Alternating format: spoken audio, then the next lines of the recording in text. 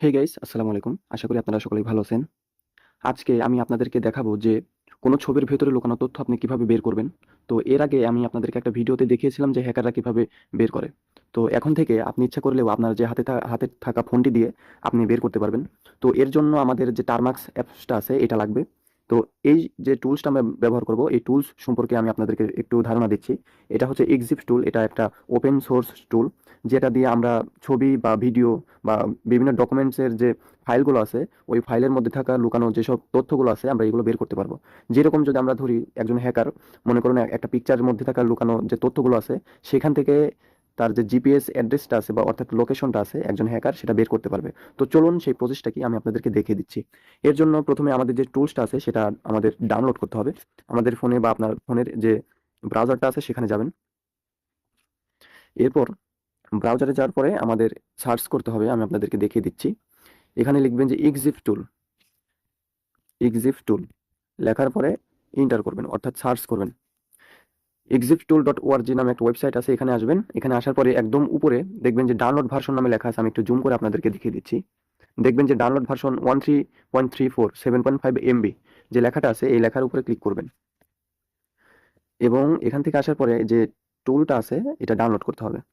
আমি ডাউনলোড করতেছি।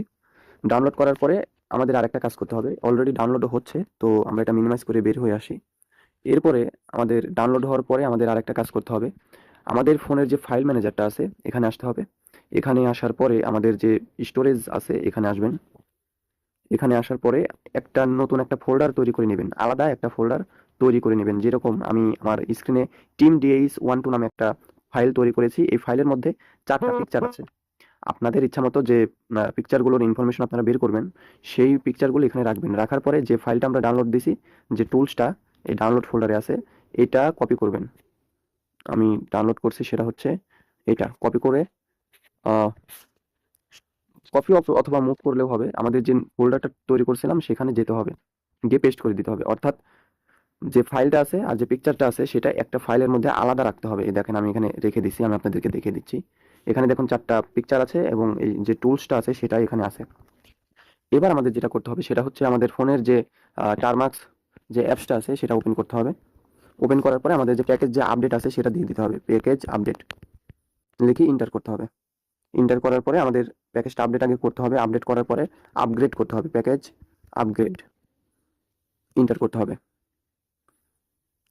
এরপরে আমাদের যে টারমাক্সের যে স্টোরেজ পারমিশনটা আছে সেটা দিয়ে দিতে হবে। আমার স্টোরেজ পারমিশনটা দেওয়া আছে। তো আপনি কিভাবে স্টোরেজ পারমিশনটা দিবেন আমি কমান্ড থেকেও দেখিয়ে দিচ্ছি।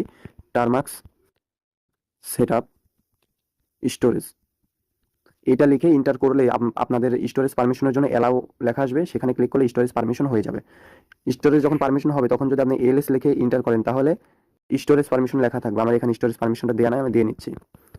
টারমাক্স সেটআপ স্টোরেজ এখানে লেখার পর ইন্টার করলে এখানে দেখবেন যে অ্যালাউ নামে একটা অপশন আসবে। সেখান থেকে আমরা অ্যালাউ করতে পারবো। আমি যদি এলএস লিখে আবার এন্টার করি দেখবেন যে স্টোরেজ নামে লেখাটা আসছে, অর্থাৎ আমাদের যে স্টোরেজ পারমিশন সেটা হয়ে গেছে। এখন আমাদের যেটা করতে হবে, আমাদের একটা কমান্ড দিতে হবে। আমি ক্লিয়ার করে দিচ্ছি। এখানে যে কমান্ডটা দিতে হবে সেটা হচ্ছে পিকেজি ইনস্টল PERL লিখে স্পেস দিবেন, হাইফেন ওয়াই লিখে ইন্টার করবেন।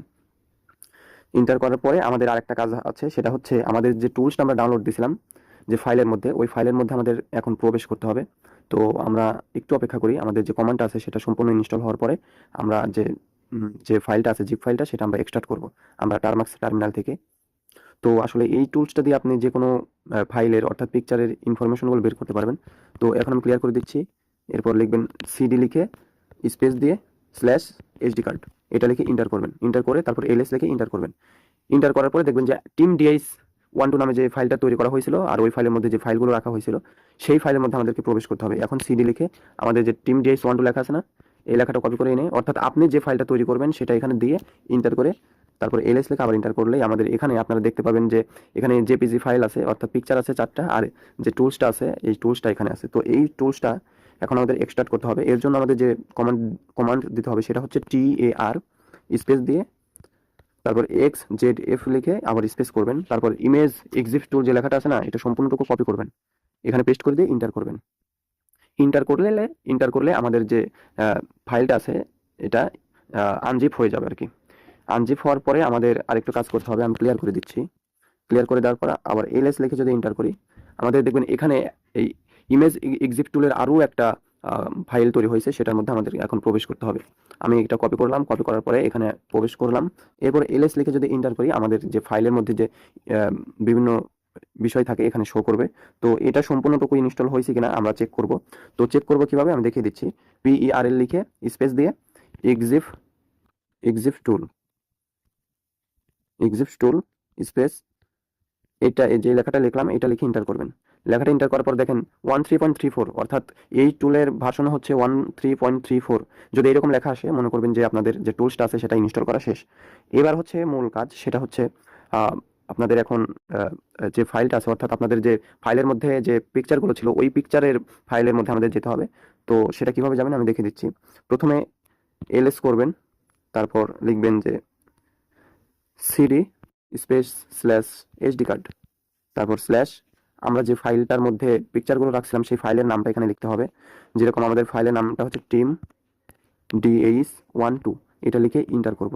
ইন্টার করার পরে আমরা যদি এলএস করি, দেখবেন যে আমাদের এখানে যে 4টা জেপিজি যে পিকচার ফাইলগুলো আছে এখানে শো করবে। তো এখান থেকে 4টা পিকচার আছে, আমরা ইচ্ছা করলে এখান থেকে যে কোনো একটা দেখতে পারি ইনফরমেশন। তো এখন আমরা যে কমান্ডটা দিব সেটার মাধ্যমে আমরা সকল ইনফরমেশনগুলো দেখতে পারবো। আমি প্রথমে ক্লিয়ার করে দিচ্ছি, এরপর এলএস দিলাম। এখান থেকে যে প্রথম যে পিকচারটা আছে সেটা আমরা দেখব। তো এটা কিভাবে দেখব, কমান্ডটা ফলো করেন। প্রথমে দিবেন PERL স্পেস দিবেন, তারপর এক্সিফ টুল এটা লিখবেন, এক্সিফ টুল এটা লেখার পরে স্পেস দেবেন স্ল্যাশ এইচডি কার্ড, এটা লেখার পরে আবার স্ল্যাশ দেবেন, তারপর যে ফাইলটা আছে যে ফাইলটা আছে সেটার নাম লিখবেন টিম DH12। এটাই লেখার পরে আমাদের যে পিকচারটা আছে সেই পিকচারটা এখানে কপি করতে হবে, অর্থাৎ যে পিকচারের ইনফরমেশনটা আমরা বের করব সেটা আমি এখান থেকে কপি করলাম, এরপর এখানে এসে পেস্ট করে দিলাম। এখন যদি আমরা এন্টার করি, আমাদের যে পিকচারের যে ইনফরমেশন সব তথ্যগুলো এখানে শো করবে। দেখুন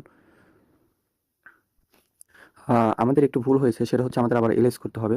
এলএস করার পর এখানে যে আরও একটা ফোল্ডার আছে সেই ফোল্ডারের মধ্যে যেতে হবে। এখানে যে ইমেজ এক্সিফ টুল নামে যে একটা ফাইল আছে এই ফাইলের মধ্যে যেতে হবে। এরপরে আমাদের যে কাজটা সেটা করতে হবে। তো এখন যেটা করতে হবে সেটা হচ্ছে আহ, এখান থেকে এখন যদি আমরা লিখি বা এখান থেকে যদি এটা আমরা এখন কপি করি তাহলে হবে যেরকম, আমি আবার লিখছি এক্সিফ টুল